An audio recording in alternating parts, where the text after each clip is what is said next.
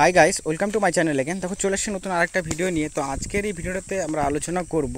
তো তোমরা জানো যে গতকাল কিন্তু প্রধানমন্ত্রী পদে শপথ নিয়েছে মোদি তৃতীয়বারের জন্য। তো তারপর থেকে কিন্তু অঙ্গনওয়াড়ি কর্মীদের একটা বিশেষ করে যে বিষয়টা উঠে আসছে সেটা হচ্ছে অনারিয়াম বৃদ্ধি নিয়ে। ঠিক আছে, আমি এর আগেও জানিয়েছিলাম সরকার গঠন করার আগেই যে কোনো পলিটিক্যাল পার্টি পাওয়ারে আসুক না কেন, এটা কিন্তু অঙ্গনওয়াড়ি কর্মীদের একটা এই বছর এইবার কিন্তু একটা বড়সড় একটা পরিবর্তন আসতে চলেছে। ঠিক আছে, সেখানে ইন্ডিয়া গঠবন্ধন হোক বা এনডিএ সরকার হোক, কারণ হচ্ছে কি এখানে কিন্তু কোনো পলিটিক্যাল পার্টি মেজরিটি পায়নি, তোমরা সেই বিষয়টা সকলেই জানো। তো সেই ক্ষেত্রে যে এইবার যখন সরকার গঠন করা হলো, তো সরকার গঠন করার পর এরপর কি অঙ্গনওয়াড়ি কর্মী, আশাকর্মী এবং চুক্তিভিত্তিক যে সমস্ত কর্মীরা রয়েছেন তাদের ভবিষ্যৎটা কী, তাদের কি আদৌ কোনো রকম বেতন বৃদ্ধির সম্ভাবনা তৈরি হচ্ছে কি হচ্ছে না, এই বিষয়টা নিয়ে ক্লিয়ারলি আমরা আলোচনা করব। কারণ এখনের যে পরিস্থিতিটা সেটা কিন্তু টোটালি ডিফারেন্ট। তো যার জন্য কি এটা অবশ্যই তোমাদেরকে ডিটেলসে জানতে হবে এবং সামনে যে বাজেটটি রয়েছে সেই বাজেটটা সম্বন্ধেও তোমাদের জানাবো, যেখানে তোমাদের বেনিফিটটা কী কী রয়েছে।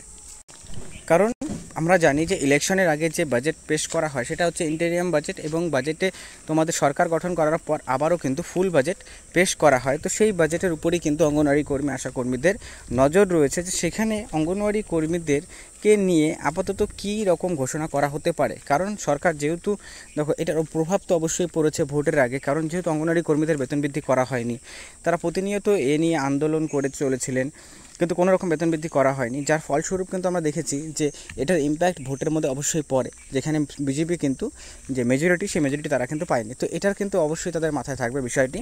তো সেই ক্ষেত্রে এই বাজেটে কী কী হতে চলেছে, কর্মীদের আদৌ বেতন বৃদ্ধি হবে কি হবে না, ডিটেলসে আলোচনা করব। তাই ভিডিওটি শেষ পর্যন্ত দেখবে এবং দেখার পর নিজস্ব মতামত অবশ্যই জানাবে। আর যদি তোমাদের ভিডিওটি ভালো লাগে লাইক করবে, চ্যানেল নতুন থাকলে চ্যানেলটিকে সাবস্ক্রাইব অবশ্যই করবে এরকম ভিডিওগুলো সর্বপ্রথম পাওয়ার জন্য।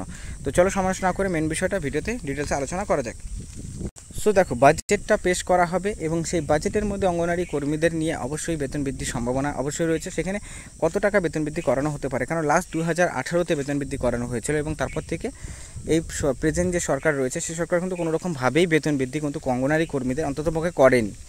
ঠিক আছে, কিন্তু আমরা ফলস্বরূপ দেখেছি যে প্রত্যেকবার অঙ্গনওয়াড়ি কর্মীদের নতুন নতুন করে কাজ যুক্ত করা হয়েছে, নতুন নতুন করে কাজ দেওয়া হয়েছে, কিন্তু অনারিয়াম বৃদ্ধির সময় কোনো রকমই বেতন বৃদ্ধি করা হয়নি। এবং শুধুমাত্র আয়ুষ্মান ভারত যে হেলথ স্কিমটি রয়েছে সেই হেলথ স্কিমটার মধ্যেই কর্মীদেরকে নিয়ে আসা হয়েছে, বাকি কোনো রকম বেতন বৃদ্ধি কর্মীদের কিন্তু করানো হয়নি, যেটা কিন্তু অবশ্যই একটা ভালো জিনিস নয়। কারণ বেতন একটা যদি মনে করো, যেহেতু তারাও এক্সাম দিয়ে পাস করে তারপর কিন্তু চাকরিটা তারা জয়েন করেছিল, তো সেই ক্ষেত্রে তাদেরও কিন্তু একটা বেতন, একটা মিনিমাম বেতন কিন্তু থাকাটা দরকার। কারণ তো সেই দিক দিয়ে দেখতে গেলে পরে বেতনটা বৃদ্ধি কীভাবে করে হবে বা কী, তো দেখো এখানে কিন্তু 2-3 হাজার টাকা মতন বেতন বৃদ্ধির হওয়ার সম্ভাবনা রয়েছে। কারণ যেহেতু এটা তোমাদের অ্যালায়েন্স করে সরকার গঠন করা হয়েছে, সেখানে কিন্তু একবারে যে বেতন বৃদ্ধি করানো হবে না। কারণ আমরা দেখেছি যে ইলেকশনের আগেও পার্লামেন্টে বিভিন্ন রকমভাবে যে সাংসদরা রয়েছেন তারা কিন্তু এই বিষয় নিয়ে কথা উঠিয়েছেন যে বেতন বৃদ্ধি করানো উচিত। কারণ প্রত্যেকটা রাজ্যতে অঙ্গনওয়াড়ি কর্মীদের বেতন আলাদা আলাদা, কাজ যেহেতু একই, তো বেতনটা কেন আলাদা আলাদা, এই বিষয় নিয়ে কোশ্চেন কিন্তু কর্মীদের মধ্যে অবশ্যই থাকে।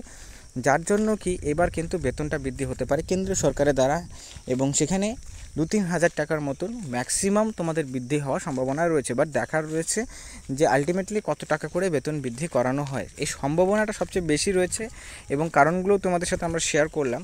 তো অবশ্যই এই কারণগুলোর একটা ইম্পর্ট্যান্ট রোল প্লে করে থাকে। এবং এছাড়াও বাকি যে যাবতীয় যে আপডেটগুলো রয়েছে, যেমন তোমাদের আমি বলি আদার্স যে স্মার্টফোন রিগার্ডিংও কিন্তু তোমাদের নতুন আপডেট আসতে চলেছে। কারণ যেহেতু সরকার গঠন করা হয়েছে, এখন কিন্তু তোমাদের অঙ্গনওয়াড়ি কর্মীদের বিশেষ করে জোর দেওয়া হবে, কারণ প্রাইমারিরও কথা তোমাদের জানিয়েছিলাম। তো সেই ক্ষেত্রে অবশ্যই স্মার্টফোন দেওয়া হতে পারে, এবং সেই স্মার্টফোনটা কত তারিখে দেওয়া হবে বা কত টাকা দেওয়া হবে এই বিষয়টা নিয়ে ক্লিয়ারলি আমরা নেক্সট ভিডিওতে আলোচনা করবো। বাট আজকে এতটুকুই, ভিডিওটি দেখার জন্য অসংখ্য ধন্যবাদ।